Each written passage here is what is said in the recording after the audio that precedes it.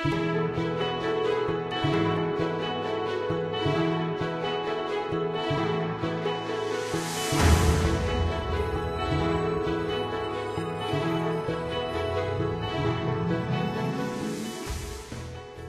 to this week's Community Update. I'm Cole Sellers, and with me, socially distanced today, is MISD lead nurse Wendy Hine. Thank you for being here with me today.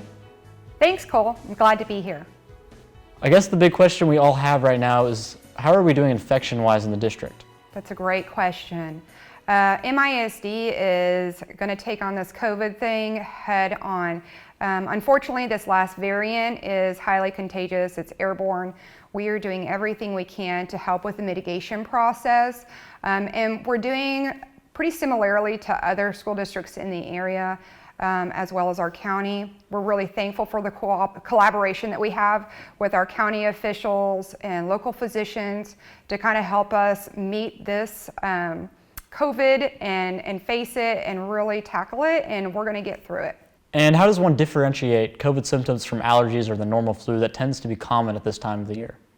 With this newest variant, it is so hard to distinguish between all the viruses that are out there. With that being put, if you don't feel well, we highly recommend seeing your physician or getting checked out, because there's no real way to know unless you're tested, and that's the only way to tell if you have COVID or not at this point. So what are exactly the symptoms of this new variant we have? So the symptoms of this variant do include some of the stuff we previously saw. So we're still seeing a lot of fever, body aches, chills, a lot of fatigue. Not seeing so much the loss of taste or smell, but we are seeing an increase, and we still have the congestion as part of it, and this shortness of breath, but we're seeing some weird stuff come up this time too. There's a lot more sore throats. There's a lot more eye pain and back pain that people are noticing with this variant. It seems that from this current variant that more younger people are being infected, but the symptoms appear to be less serious. Correct. So far, we're not seeing a dramatic rise in hospitalization rates. Talking with our county officials, we're not seeing an increase in EMS calls either, which is a great thing. We are still seeing some full hospitals in the area. Unfortunately, it's staffing. I think every industry is being hit with that right now with COVID. And so we don't know if it's all because of vaccinations or just people growing an immunization with this being multiple rounds of this variant kind of coming through our community. But thankfully, most people are seeing milder symptoms and they're recovering faster. I've heard that this variant tends to have the number of cases go up dramatically, but they also come down pretty quickly as well. Is it true, and when should we reach our peak? Yes, this variant has risen substantially quicker than the previous variants we've seen in our area. So with that being said, and tracking those trends, we're anticipating it to go down as fast too. We have not quite reached our peak at this point, but we're starting to see the light at the end of the tunnel. The growth of the positivity rate is slowing down, and so we are anticipating that hopefully soon we'll see that dramatic decrease happen. Can you remind us of the current guidelines for people who have COVID or think they may have been exposed to someone who does? Thank you for bringing that up. We do get asked this question a lot, especially our wonderful nurses in all of our MISD schools that we're so grateful for. There is a differentiation if you've been exposed or have symptoms of COVID versus whether you are COVID positive.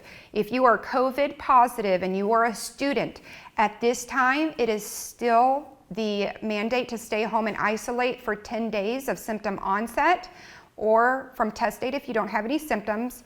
And then we ask before you return that you are fever-free for at least 24 hours without the use of fever-reducing medication, and that you've had an improvement of symptoms. If you are someone that's been symptomatic but not necessarily a confirmed positive, we ask that you get a negative test or an alternative diagnosis, or wait those 10 days if you're a student to return. If you're a close contact at this time, Midlothian ISD is not mandating stay-home quarantine for those close contacts. However, we are strongly encouraging those that are in close contact to self-monitor their symptoms. If they have any symptoms, we ask that you please remain home until you get those checked out with either a negative COVID test or an alternative diagnosis from your physician before you return. And then we also are still strongly recommending those masks being worn at this time. And is there anywhere on the internet where we'll be able to access this information? We have just recently updated our website to reflect these changes. I know there have been changes recently from the CDC. So if you have any questions about our COVID policies, please go to misd.gs, and under the About tab, you'll see a COVID-19 section with all our updated information. Thank you for joining me today. Please stay safe and have a great week. Thank you for having me. I appreciate the opportunity.